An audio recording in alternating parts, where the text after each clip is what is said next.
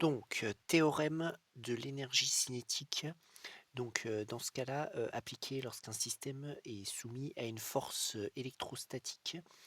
Donc, dans ce cas-là, qu'est-ce que dit le théorème de l'énergie cinétique?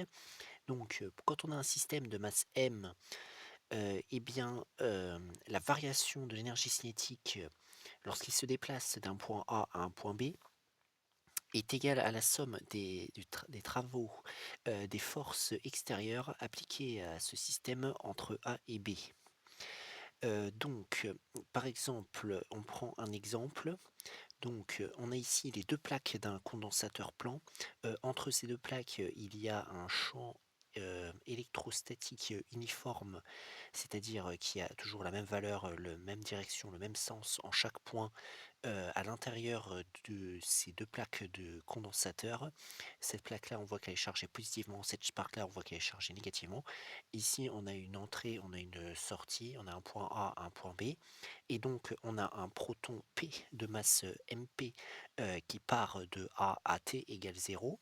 Il faut déterminer la vitesse VB en B, sachant que VA est égal à 0. On nous donne les données, on nous donne la masse du proton, QP la charge du proton qui est égale à la charge élémentaire qui est égale à 1,6 fois 10 puissance moins 19 coulombs. On nous donne la distance entre A et B, c'est-à-dire la distance entre les deux plaques du condensateur, et on nous donne la tension, euh, donc la tension entre le point A et le point B qui est égale à 50 volts, tension positive. Donc, première chose, on va déterminer la force qui s'applique sur le système P. Donc, c'est une force électrostatique, et donc quand on est dans un champ uniforme, eh bien quand on est chargé dans un champ uniforme, la force électrostatique qui s'applique est égale à la valeur de la charge du système, c'est-à-dire ici QP, fois le champ électrostatique. Voilà. Euh, donc on va préciser peut-être ces caractéristiques à cette force. Et donc, par exemple, quelle est sa direction? Donc, direction. Donc, la direction, c'est, on va dire, perpendiculaire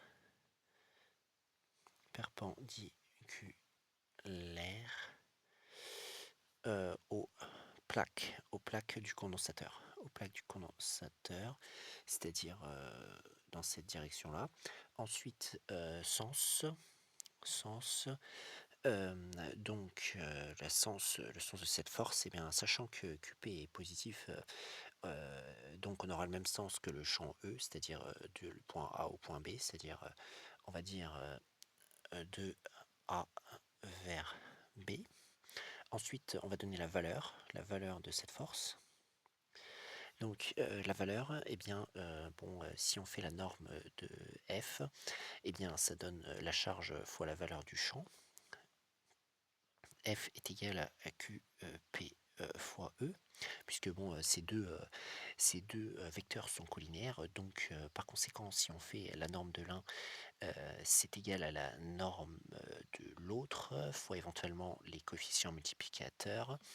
Bon, là, la QP est positive, donc il n'y a pas besoin de mettre de valeur absolue autour de QP, mais il faut savoir que quand on est dans un condensateur, eh bien, la valeur du champ est égale à la tension qui sépare les deux plaques, divisée par la distance qu'il y a entre les deux plaques quand on est dans un condensateur plan. Et donc du coup, dans notre situation, ça va donner QP fois UAB.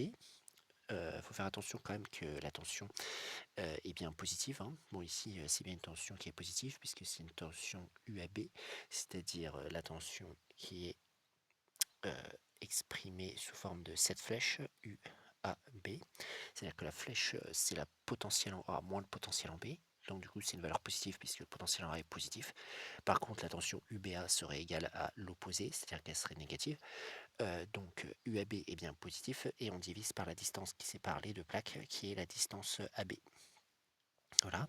Donc on a exprimé par littéralement la valeur de cette force, et on a exprimé toutes les caractéristiques de cette force. Si nous voulons la représenter au point AT égale 0, au point A où part le proton, eh bien cette force sera de selon cette flèche que je viens de faire qui représente le vecteur de la force. Donc ensuite on va calculer le travail de la force. Donc comment est-ce qu'on va faire pour calculer le travail de la force? Donc sachant que la force elle est constante, donc on va faire la force scalaire, donc le vecteur AB du déplacement. Voilà. Et donc ces deux vecteurs sont collinéaires, donc on peut collinaires et en plus de même sens, hein, puisque le vecteur AB il va de A vers B et le force F elle va également de A vers B, ils ont même direction, même sens, donc ils sont collinaires. Donc quand deux vecteurs sont collinaires et qu'on fait le produit scalaire, on peut multiplier les valeurs des deux vecteurs, les normes des deux vecteurs. Donc c'est ce que je fais ici.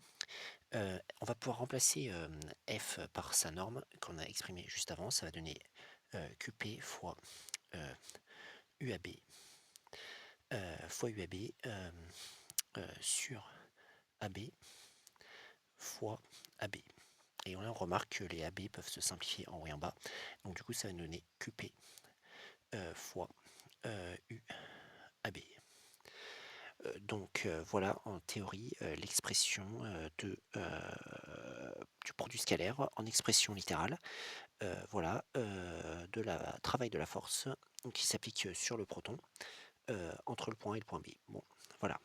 Donc maintenant, on va passer au théorème de l'énergie cinétique. Donc, que dit le théorème de l'énergie cinétique? Il dit que la variation de l'énergie cinétique entre le point A et le point B va être égale à la somme des travaux des forces. On va supposer que la seule force qui s'applique sur le système, c'est donc la force électrostatique. Donc, on va dire, parce que sinon on devra faire le travail de toutes les forces, par exemple du poids, mais le poids on va supposer qu'il est négligeable et on suppose qu'il n'y a pas de frottement, donc on suppose que seul F s'applique sur le proton P. Voilà. Et donc, d'après le théorème de l'énergie cinétique, donc la variation de l'énergie cinétique entre A et B va être égale à la somme des travaux des forces extérieures entre A et B, qui s'appliquent donc sur notre système. Donc, la variation de l'énergie cinétique, c'est égal à l'énergie cinétique en B, moins l'énergie cinétique en A, qui va être égale donc uniquement au travail de la force F entre A et B, que l'on a exprimé juste avant. Donc travail de la force F, la force électrostatique, entre A et B. Voilà. Donc maintenant on va remplacer par les expressions. Donc le travail en B, enfin l'énergie cinétique en B, c'est égal à 1 demi de la masse du proton. 1 demi de la masse du proton fois la vitesse en B au carré, moins 1 demi de la masse du proton fois la vitesse en A au carré, qui va être égal à l'expression de l'énergie du travail de la force entre A et B. Donc c'était QP fois UAB d'après la question précédente qui est ici. Et nous avons vu que la vitesse en A, d'après ce qui était indiqué, est égale à 0. Donc du coup, ça veut dire que ce terme va se simplifier. Il va plus rester que 1 demi de MP VB au carré égale QP UAB. Voilà. Maintenant, nous allons isoler VB parce que notre objectif, c'est de terminer la vitesse en B. C'est de déterminer la vitesse en B, c'est-à-dire VB est ici. On va passer MP de l'autre côté, on va passer le 1 demi de l'autre côté, et cela va nous donner VB égale 2 QP UAB sur MP. Voilà, ça va nous donner cela au carré ici, mais bon, pour donc retirer ce carré, on applique une racine de l'autre côté du signe égal, et ça nous donne cette expression qui est là. Maintenant, on va remplacer, donc ça va nous donner VB égale égale 2 fois donc la valeur de la charge du proton 1,6 soit 10 puissance moins 19 coulombs, multiplié par la tension entre A et B qui est de 50, et ensuite on divise par la masse du proton qui est égale à 1,67 fois 10 puissance moins 27. On met une racine sur l'ensemble. Voilà. Maintenant, on passe au calcul pour déterminer la valeur de VB. Donc, nous allons passer au calcul et nous allons donc calculer. Donc, ça va nous donner donc 2 fois 1,6 fois 50 divisé par 1,67. Voilà. Voilà. Racine.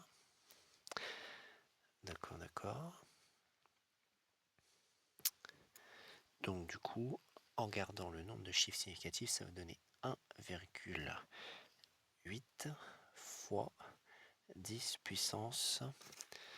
Et donc ici, d'un point de vue des puissances, on aura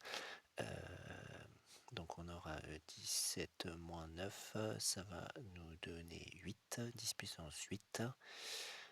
Oui, 10 puissance 8, auquel on applique la racine qui fait 10 puissance 4 mètres par seconde, puisqu'on est dans les unités du système international. Donc par conséquent, la vitesse du proton au point B sera de 9,8 fois 10 puissance 4 mètres par seconde.